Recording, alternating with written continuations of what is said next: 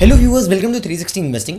जहां पर पिछले 2 साल से इंडियन मार्केट स्ट्रगल कर रहा है, कोई परफॉर्मेंस नहीं आया। इनफैक्ट जो रिनाउंड कंपनीज थी, मोस्ट ट्रस्टेड कंपनी इंडिया की, जैसे टीसीएस हो गया या फिर HDFC bank, Kotak Mahindra bank, इन स्टॉक्स ने पिछले 5 साल में almost flat to negative returns दिए, मतलब कोई पैसा नहीं बना। ऑन दी अदर हैंड बहुत बड़े जो ग्लोबल मार्केट्स को लीड कर रहे हैं और ग्लोबल ट्रेंड जैसे semiconductor, AI, right, data centres, ऐसे कुछ जो ट्रेंडिंग थीम्स है, इनको जो स्टॉक्स लीड कर रहे हैं, दैट इज़ योर एनवीडिया। अब एनवीडिया में पिछले 5 साल में अप्रॉक्सीमेटली 1200% का रिटर्न्स बना है। इनफैक्ट अगर आप मेटा में देखोगे तो वहाँ पर भी आपको बहुत तेज़ी से ग्रोथ देखने मिली, जो आप यहाँ पर भी स्क्रीन पर देख सकते हो। नॉट ओनली दिस, पिछले 5 सालों में अमेजॉन जैसी कंपनी में भी 70% 80% के आसपास रिटर्न्स मिले। ऑन दी अदर हैंड, ये मैं डॉलर टर्म्स में बात कर रहा हूँ। अगर रुपये का डेप्रिसिएशन हम कंसिडर करते हैं, जो पिछले कुछ 4-5 साल में हम 75-80 लेवल से ऑलमोस्ट 95 लेवल तक गिर चुका है, तो वहाँ पर भी आपको 30-35% के गेंस और एड ऑन हो जाएंगे, मतलब 100% रिटर्न्स। अब ये 100% रिटर्न्स आपको भी मिल सकता था अगर आपने यूएस स्टॉक्स में इन्वेस्ट किया होता। लेकिन बात यह है कि being a Indian investor, US market में इन्वेस्टमेंट किस तरीके से किया जाए, बहुत सारे लोगों को पता नहीं है।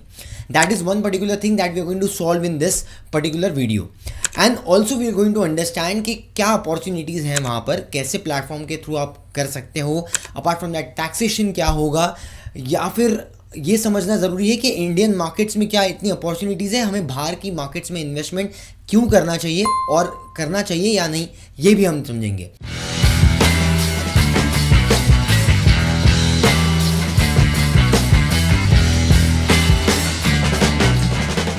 Now, most of the people might argue that India being a fastest growing economy, 7% के आसपास का जीडीपी ग्रोथ है, what is the reason why there is a need कि हमें इंडियन मार्केट्स को छोड़ के यूएस मार्केट्स में इन्वेस्टमेंट करना चाहिए, या लोग क्यों कर रहे हैं। Now, just to give you a plot about this, अगर आप यहाँ पर स्क्रीन पे देखोगे तो you can see this कि इंडिया में क्या ग्लोबल कंट्रीब्यूशन है, इंडिया का ग्लोबल ग्रोथ में क्या कंट्रीब्यूशन है, ये चीज़ एक्चुअली देखने वाली होती है, क्योंकि उससे हमें समझ में आता है कि कौन से सेक्टर्स हैं जो इंडिया की ग्रोथ स्टोरी को और आगे लेके जाएंगे और ग्लोबल जीडीपी में कंट्रीब्यूट करेंगे। Now let's take for example India share in global GDP, ये अप्रॉक्सीमेटली 2024 तक 7% के आसपास था, विच वॉज एक्सपेक्टेड कि 25 से 30 जो हमारा 2030 का ईयर है, वहाँ पर अप्रॉक्सीमेटली 9% के आसपास पहुँच जाएगा, which at this point in time इसमें थोड़ा सा मोमेंटम को डेंट लग गया है। तो ये क्यों हुआ है, इसका मैं आपको रीज़न बताता हूँ। Now the problem is very serious, you can see this. United states, China, Netherlands, ये ऐसी कंट्रीज़ हैं जहाँ पर बहुत तेज़ी से इन्फ्लो हुआ है, मतलब lot of people across the globe wanting to invest in that particular country. उसकी कंपनीज़ में, उनके बिजनेस मॉडल में इंटरेस्टेड लोग इन्वेस्टमेंट करने के लिए। And this is not only about this develop markets, apart from that अगर आप यहाँ पर देखोगे कोरियन मार्केट्स में, या फिर आप रिसेंट में देखोगे ताइवान की जो कंट्री है, वहाँ पर भी काफ़ी इन्वेस्टमेंट आ रहा है due to TSMC. Now TSMC globally chip manufacture का एक मैन्युफैक्चरिंग हब बनते जा रहा है। सो बेसिकली वो कॉन्ट्रैक्ट मैन्युफैक्चरिंग करते हैं फॉर यूएस टेक्नोलॉजी, यूएस में जो डिज़ाइंस वगैरह होती हैं उनके लिए, और इसलिए ताइवान की जो अभी फिलहाल स्टॉक मार्केट्स है वो तेज़ी से रैली कर रहे हैं। और अगर आपने रिसेंट में डेटा देखा होगा, your Korean markets, your Taiwan markets has also surpassed Indian markets, right, in terms of value. So वहाँ पर इंडियन मार्केट्स अभी फिलहाल रिसेंट में पीछे हो गए हैं। और यहाँ पर आप देख सकते हो सिमिलरली इंडियन मार्केट से बहुत ज़्यादा आउटफ्लो हुआ है, अप्रॉक्सीमेटली 18 बिलियन के आसपास आउटफ्लो हुआ है, second most equity outflow in last 5 years जो इंडियन मार्केट्स में हमें देखने मिला। अब उसका भी हम रीजन जानते हैं। Now the reason for this particular outflow are these companies. आप ये देख सकते हो टॉप 10 लार्जेस्ट यूएस इकोनॉमी में जो बड़ी कंपनीज है, that is your Nvidia, Apple, Microsoft, Amazon, alphabet, Meta, ये सब बड़ी बड़ी कंपनीज है, maximum driven by technology. So AI का बूम हम जो देखते हैं, जो हम फिलहाल सेमीकंडक्टर का जो बूम देख रहे हैं, डेटा सेंटर का जो बूम देख रहे हैं, ये फ्रंट रनर्स हैं जो आने वाले टाइम में टेक्नोलॉजी को आके लेके जाएंगे।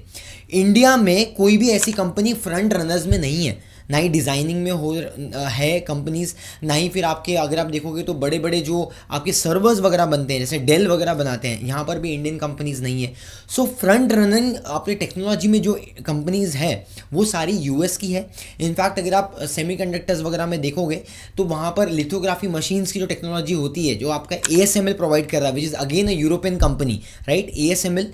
तो यहाँ पर इंडिया का यहाँ पर भी आपका देखोगे तो स्ट्रॉन्ग मोट नहीं है। हम एंटर कर रहे हैं लेकिन lower end of the value chain में, जहां पर ओसैट वगैरह हो गया, राइट, असेंबलिंग टेस्टिंग वगैरह में यहां पर हमें कॉन्ट्रैक्ट्स मिल रहे हैं। And now to give you interesting fact, India के जो खुद डोमेस्टिक इन्वेस्टर्स हैं, राइट, जो HNIs हैं, अल्ट्रा HNIs हैं, वो खुद बाहर US इकोनॉमी में और बाहर दूसरी कंट्रीज़ में इन्वेस्टमेंट करना चाहते हैं। एक रिसेंट में इंटरव्यू में खुद विजय केडिया जी ने बोला था कि he is also looking opportunities in global markets including China market, जबकि चाइना मार्केट में पिछले 5-10 साल में कोई ज़्यादा मेजर ग्रोथ नहीं देखने मिली थी इन terms of business and your stock market returns. अब यहाँ पर आप देखोगे तो इंडिया में आप देखो क्या हो रहा है, 2023-2024 में खुद हमारे ही इन्वेस्टर्स ने अप्रॉक्सीमेटली 60,000-55,000 करोड़ का इन्वेस्टमेंट बाहर किया ग्लोबल फंड्स में, फंड्स ऑफ फंड्स में। देन 2024-2025 में अप्रॉक्सीमेटली 85,000 के आसपास का वैल्यू था, which was 54% YoY increase. Apart from that, अगर आप टिल डेट 2026 में देखते हो, April, not till date but till April में देखोगे तो ऑलमोस्ट इट हैज क्रॉस्ड रफली 25,000 crore. So lot of people are interested to invest globally because global में फ्रंट रनर्स है, टेक्नोलॉजी एडवांसमेंट हो रही है, वहाँ पर लोग खुद पोजीशन बना रहे हैं। And it is not surprising because आप स्टॉक मार्केट्स के रिटर्न्स भी आप देख सकते हो। Now look at this Kospi index, which is your Korean market index. In last 1 year, अगर आप देखोगे तो almost it has gone 2x, more than 3x, right? तो 3x हो गया यहाँ पर। Then you can see this Taiwan index, ये भी similarly अगर आप देखोगे तो almost 2x हो गया। Apart from that you can also see Japanese market, पिछले एक साल में ये जापानीज मार्केट भी right from 2025 June till date अगर आप देखोगे तो ऑलमोस्ट ये भी डबल हो गया, 38,000 से 68,000 70,000 के आसपास आ गया है। And you can see similarly in Nasdaq also, अभी यहाँ पर अब एक बहुत बड़ा मोमेंटम आपको रिसेंट में देखने मिला। सो ऐसे ही आपको सेम चीज़ आपको डाउ जोन्स में भी देखने मिलेगी। सो ये सब कंट्रीज़ में जो हमने अभी बात की, यहाँ पर अपॉर्चुनिटीज़ है जो अभी फ्रंट रनिंग में है, जो हॉट थीम्स है, और इसलिए फिलहाल इस कंट्रीज़ में इन्वेस्टमेंट्स रीरूट हो रहा है। अब करना किस तरीके से, इसके लिए कुछ मल्टीपल सिंपल प्लेटफॉर्म और तरीके हैं। Let's say for example someone wants to invest, लेकिन उसको खुद से एक्सपर्टीज़ नहीं है, he doesn't want to do research and invest time, तो वो म्यूचुअल फंड्स के थ्रू या ETFs के थ्रू जा सकते हैं। सो ग्लोबल मार्केट्स के म्यूचुअल फंड्स आते हैं, जैसे निपॉन का फंड्स आपको मिल जाएगा, एंड मोतीलाल ओसवाल का नेस्डैक वाला फंड आपको मिल जाएगा। ऑल्सो आई थिंक DSP के साथ में भी एक फंड है, इन्वेस्को का फंड है, global fund. So they are lot of funds available, and funds of funds की भी कैटेगरी होती है जो स्क्रीन पे यहाँ पर आपको कुछ डिस्प्ले हो जाएगी। तो उस तरीके से आप वहाँ पर पिक एंड चूज़ कर सकते हो, वहाँ पर इन्वेस्टमेंट कर सकते हो। सो आपके बिहाफ पे वो लोग इन्वेस्टमेंट कर सकते हैं। लेकिन अगर आप खुद डिसाइड करते हो कि आपको खुद को इन्वेस्टमेंट करना है, then you can choose platforms. Now the most important advantage as a common man, as a investor, जो इंडियन मार्केट्स में नहीं मिलती है और US मार्केट्स में मिलती है एज अ इन्वेस्टर, वो मैं आपको बताता हूँ।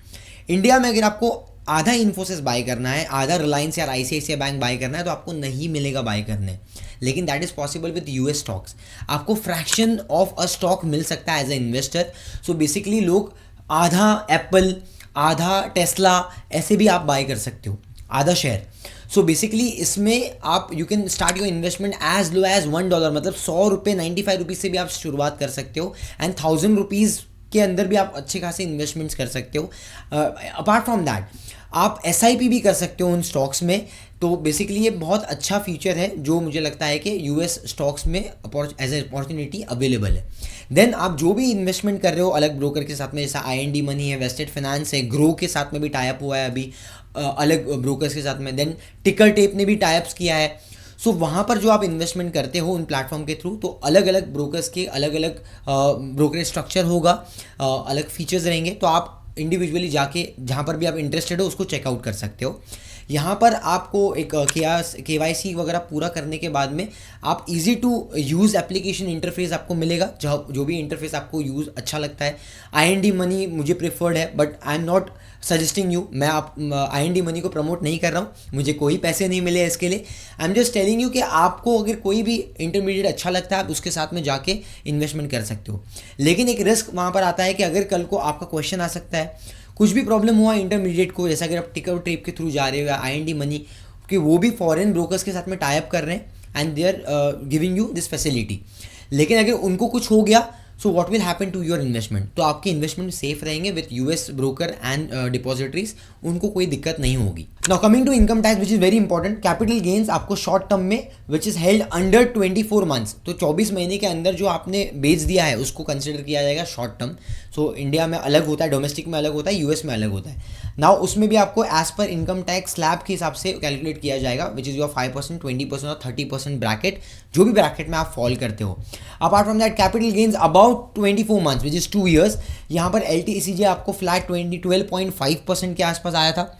तो बेसिकली ये पहले फ्री था, फिर 10% कर दी गया गवर्नमेंट के थ्रू एंड 12.5% कर दिया गया है। अब एवरीवन इज एक्सपेक्टिंग भाई इंडियन मार्केट्स को अट्रैक्टिव बनाने के लिए कुछ तो करो, 10% लेके आ जाओ। मुझे लगता है 5% लेके आ जाना चाहिए, so it will be a very good booster for Indian markets, both domestic investors also and foreign investors के लिए भी थोड़ा बेनिफिट रहेगा।